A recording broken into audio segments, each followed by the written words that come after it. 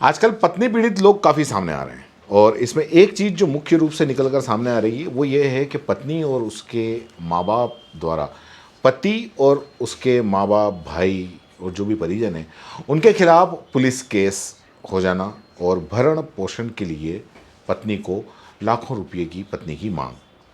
दरअसल हमारे देश के अंदर जो महिलाओं के लिए जो कानून हैं वो कुछ ऐसे हैं कि उसमें ऐसा लगता है कि मानो पति की बात तो सुनी ही नहीं जाती है, वो चाहे कितनी भी महिला अगर झूठ बोल दे पति की बात सुनी ही नहीं जाती है।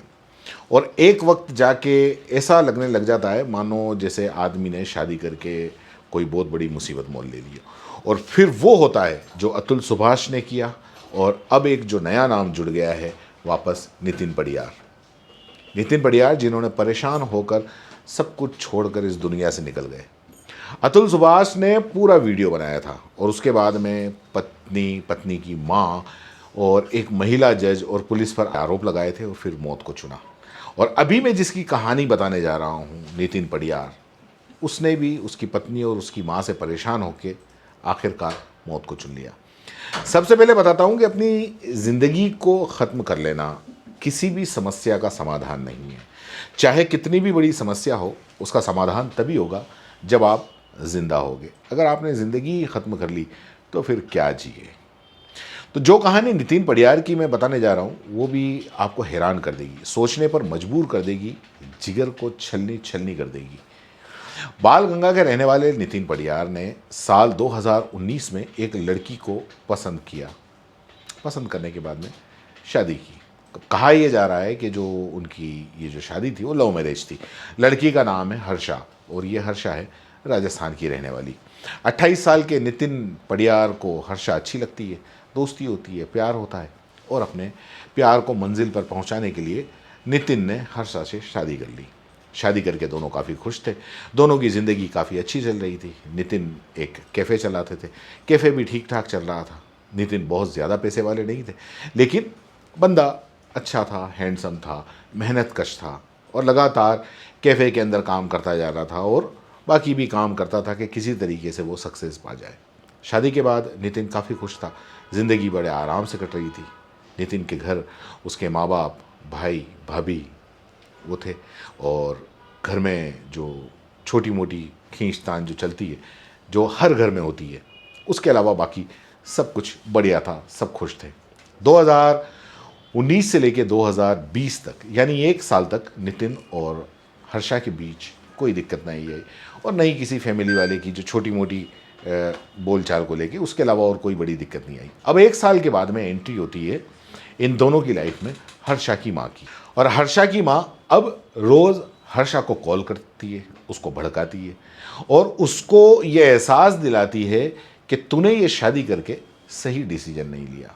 अगर हम जहाँ चाहते वहाँ शादी करती तो शायद एक ज़िंदगी भर ऐश करती।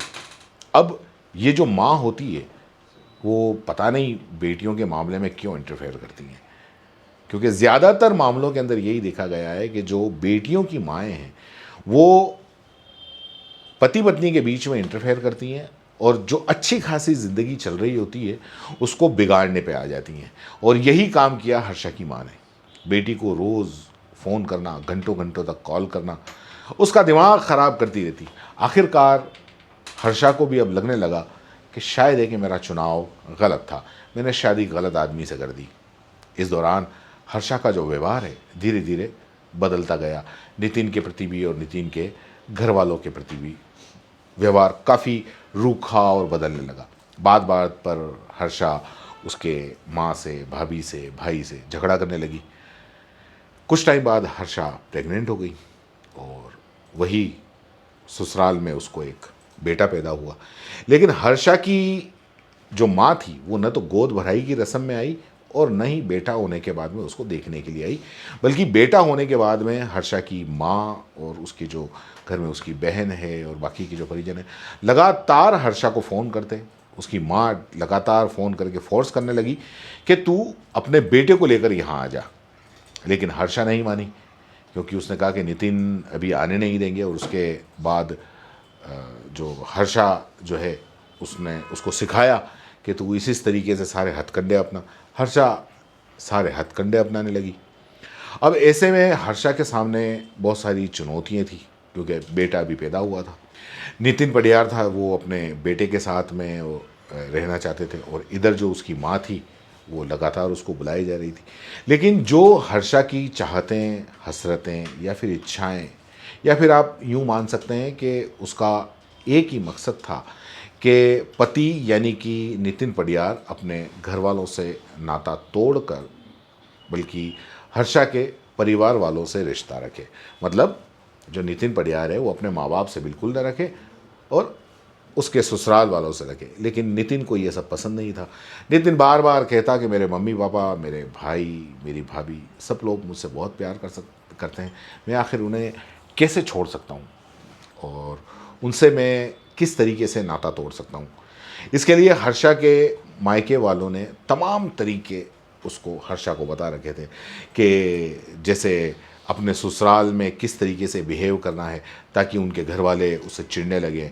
उसके अलावा पति को किस तरीके से कंट्रोल करना है, यानी नितिन को किस तरीके से वो उसको अपना हक जमाना है और नितिन को इस तरीके से उलझा देना है ताकि उसके घर वाले जो हैं, उसकी माँ, भाई, भाभी, उन सब के रिलेशन नितिन से ख़राब हो जाएं।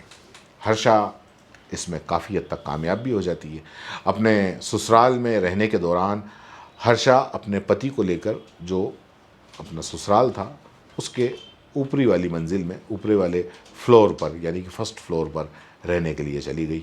जब वो अलग रहने लगी तो फिर उसकी मनमानी और शुरू हो गई। मनमाने तरीके से उठना, यानी कि जब 10:30 बजे या 10 बजे उसको, नितिन को ऑफिस जाना होता, लेकिन हर्षा 11 बजे उठती।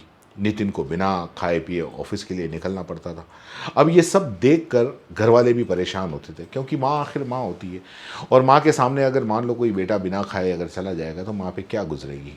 तो वो एक अलग कहानी कि अब उसकी जो माँ है वो लगातार कोशिशें करती रहती कि हर्षा को लेकर, कई बार वो डांट भी लगा चुकी थी इस बात को लेके कि अपना तुम्हारा पति बिना खाए चला जाता है। अब उससे हर्षा के रिलेशन और ख़राब ही था। इसलिए हर्षा अपने पति को लगातार इस बात के लिए उकसा रही थी कि उसकी माँ, उनके भाई और जो भाभी है वो बिल्कुल भी हर्षा को पसंद नहीं करते।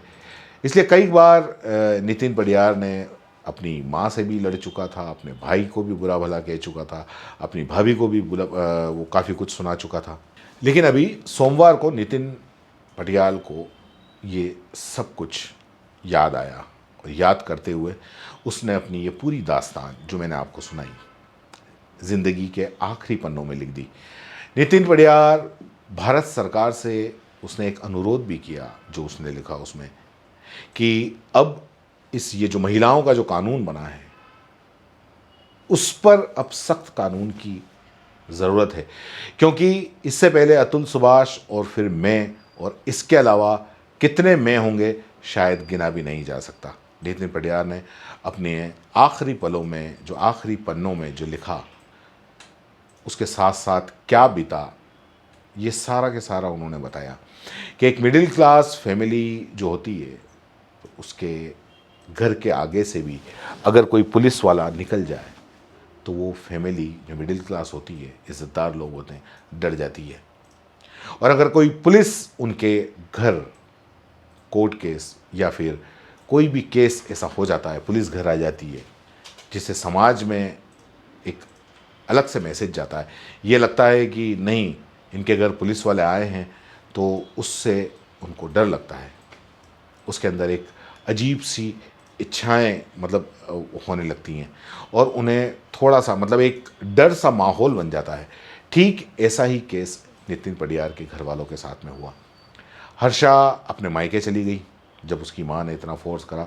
आखिरकार हर्षा बेटे को लेके मायके चली गई, और जब नितिन को ये लोग फ़ोन करते थे, उसकी हर्षा की माँ यानी नितिन की सास, तो वो बेटी से बात नहीं करने देती और कहती कि तुम्हें अब फ़ोन नहीं करना है, हर्षा तुमको पसंद नहीं करती, तुम हर्षा को छोड़ दो। नितिन इस सब चीज़ को लेके बहुत ज़्यादा डिप्रेशन के अंदर आ गया, क्योंकि नितिन की माँ हर्षा से बात नहीं करने देती थी, उसके पास में अब कोई ऑप्शन नहीं था। और तो और वहाँ से जो है वो अब अलग रहने की और डिमांड आने लगी कि अगर तुम अलग रहोगे तो हम आएंगे। और नितिन पडियार जो जितनी भी डिमांड वो कर रहे थे कि इन शर्तों पे हर्षा वापस आएगी, वो पूरी नहीं कर सकता था। और फिर एक दिन उनके घर पुलिस आ जाती है, नितिन पडियार को राजस्थान ले जाती है, क्योंकि हर्षा ने दहेज प्रताड़ना का केस नितिन और उसके परिजनों पर लगा दिया था, दहेज प्रताड़ना का आरोप लगाया था। अब ये पुलिस जो केस जो हुआ वो राजस्थान में हुआ, यानी कि जहाँ की हर्षा रहने वाली है।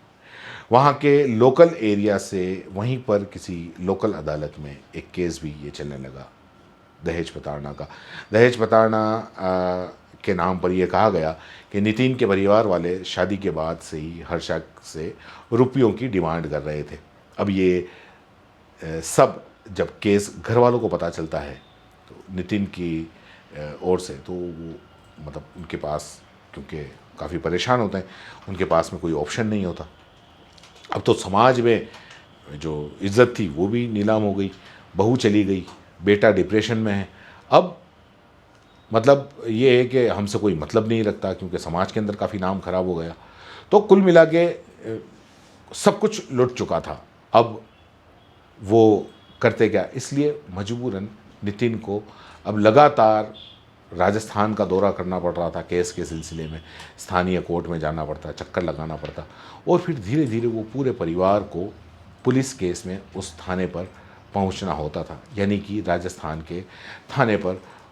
वहाँ पर जब वो जाते तो जो पुलिस वाले हैं, अक्सर ऐसे केसेस में आते हैं पुलिस वाले, तो वो पुलिस वाले भी उनको 50,000 रुपये मांगने लगे कि 50,000 रुपये दे दो तो नितिन को छोड़ के जो बाकी तुम्हारे परिवार वाले जिनका नाम है उनका नाम हम हटा देंगे। इस दहेज प्रताड़ना वाले केस में उसमें कुछ एसआई है, कुछ कांस्टेबल हैं, उनके नाम भी नितिन ने लिए हैं। अब नितिन के पास में ऑप्शन कम थे, क्योंकि नितिन ने ये भी बताया था कि उसने हर्षा के कहने पे बहुत सारे बिजनेस के अंदर ट्राई किया, काफ़ी लोन भी ले लिया, कर्जे में चला गया था, सारा बिजनेस उसका चौपट हो रहा था इस सारे चक्कर में। और उसने ये भी कहा कि अब मैं कर्जे में हूँ, मैं ये 50,000 रुपये कहाँ से दूंगा पुलिस वालों को। और फिर उसने जो केस जो फाइल किया, यानी कि हमसे अलग होने के लिए जो फाइल किया था, तो उसमें जो एलिमनी मांगी गई वो करीब 20 से 30 लाख रुपए की डिमांड की गई। तो वो सारा काफ़ी डिप्रेशन में चला गया कि ये सारा का सारा आखिर पैसा कहाँ से आएगा। कोर्ट में वो सब जब सुनते हैं तो कहते हैं कि जब उसने ये सुना कि 20-30 लाख रुपए और ये केस लगाएं, तो उसके पैरों तले की ज़मीन खिसक गई। उसने सोचा कि मैंने कभी हर्षा के साथ में ऐसा किया नहीं, उसने तो प्यार किया था और प्यार करने की ऐसी सज़ा मिली। तो आखिरकार वो सब कुछ लिख के और दुनिया छोड़ के चला गया। जो मकसद था इसके हर्षा के घर वालों का बेसिकली ये था कि किसी तरीके से उसके मायके वालों से पैसा हड़प लिया जाए और बेटी को फिर जाने ही नहीं दिया जाए। लेकिन जब उनके पास में पैसा ही नहीं है दोनों में, लेकिन जो धीरे धीरे है वो दूरी बढ़ती गई और जो रिश्ता था वो ख़त्म हो गया और फिर एक जो ज़िंदगी थी वो अपने आप ख़त्म हो गई। ऐसे केसेस आखिर कब तक आएंगे, इसको लेकर मतलब लोगों में काफ़ी दिलचस्पी भी बन चुकी है, कहानियाँ भी काफ़ी बन चुकी हैं। लोग खुद चाहते हैं, लेकिन कानून मतलब लोग चाहते हैं कि कानून बने। भारत सरकार कुछ ऐसा कानून लेके आए कि इसमें कुछ बदलाव हो। ये जो झूठे केस लगते हैं महिलाओं की तरफ से, उसमें कुछ बदलाव हो। एक आखिरी बात कि जो भी लोग अपनी ज़िंदगी ख़त्म करने की सोचते हैं, तो जो मैंने पहले भी बताया कि ये आखिरी रास्ता नहीं है, बहुत से रास्ते होते हैं। बस आपको हर हालात से लड़ने आना चाहिए। ज़िंदगी ख़त्म करना आखिरी रास्ता नहीं है। धन्यवाद।